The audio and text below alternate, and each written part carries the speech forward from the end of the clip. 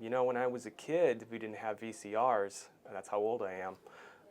And my mother used to take me down to the public library where they would have old 35 millimeter or even 16 millimeter showings of movies.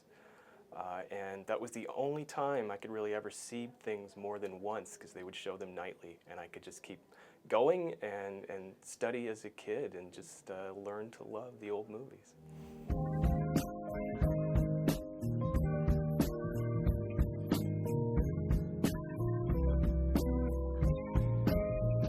Well, I think what I initially sought to do was to be a writer, and I thought, okay, well, I can always study English and maybe be a teacher and then write on the side. Um, you know, I still do writing. Creative writing was what I was interested in at the time. I still do some of that.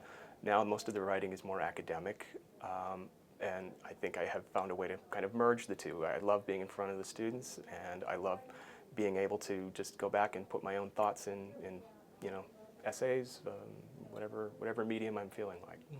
You know, I started studying English as an undergraduate, and then I took a couple of years off, and I ended up working in a shutter factory. If you ever want to go back to graduate school, working in a shutter factory is a good motivation for going back and doing what you love. So yeah, I went back and I got my master's in English, and then, you know, I was a teaching assistant, so they put you in front of a classroom.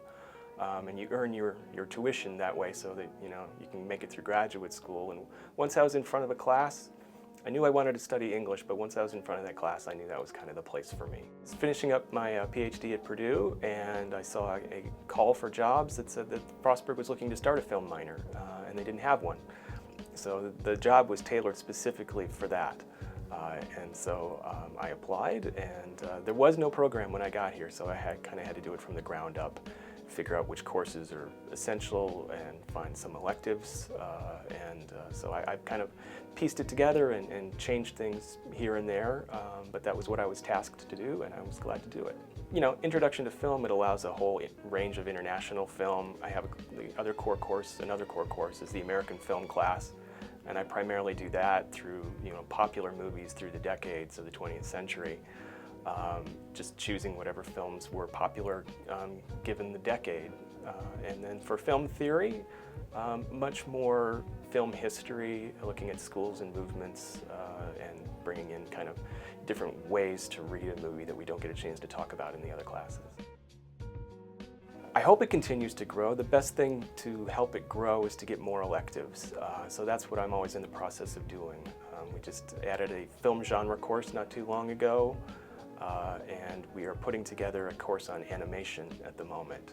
So the more options students have, the more students I believe will get in the minor. It's a small minor, 18 credits. A lot of it is dependent upon, you know, who we can get to teach things. As someone said, you know, you don't want it to be students to get a minor in you. So there needs to be more than one voice, you know, other than mine, teaching the courses. So the growth of the minor is dependent on new courses and new instructors.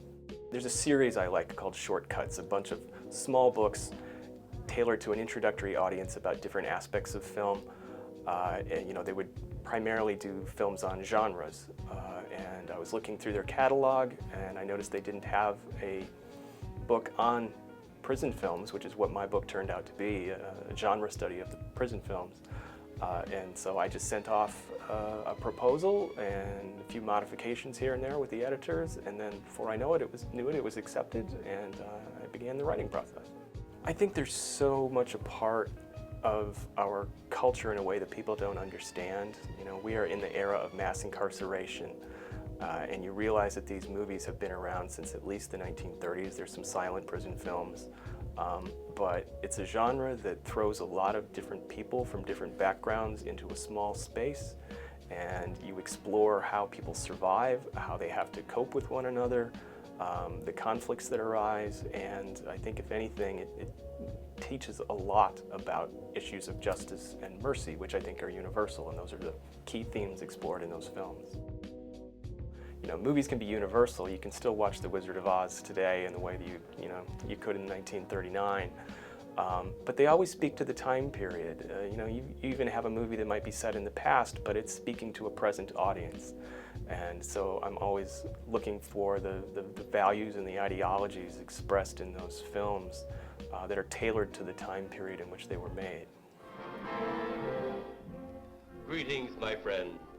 We are all interested in the future, for that is where you and I are going to spend the rest of our lives. And remember, my friend, future events such as these will affect you in the future. You are interested in the unknown, the mysterious. I would make it strange, and I mean that in a good way. I would make it unusual, because I think those are the movies that stand out, that last through the test of time. Not movies that alienate people, but the kind of movies where somebody says, I've never quite seen anything like that before, and it stays with you. Whether you had a pleasant experience watching or not, a movie that stays with you is a good movie. I think you have people able to make films that never could have before, so the stories can change. You know, you can have somebody without, very much money from a small community being able to represent themselves in a way that hasn't been done before. And I think there are extraordinary documentaries being made too, where people are able to just record things that are local and that don't have large commercial interests. I think those stories are fascinating.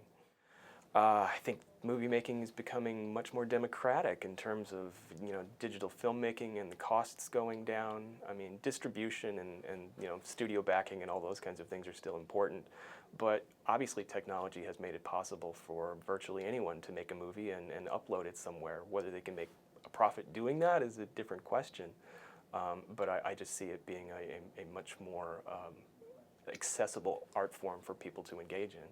I talked about strangeness earlier, the way in which a movie, is unlike anything that you've ever seen and something that stays with you.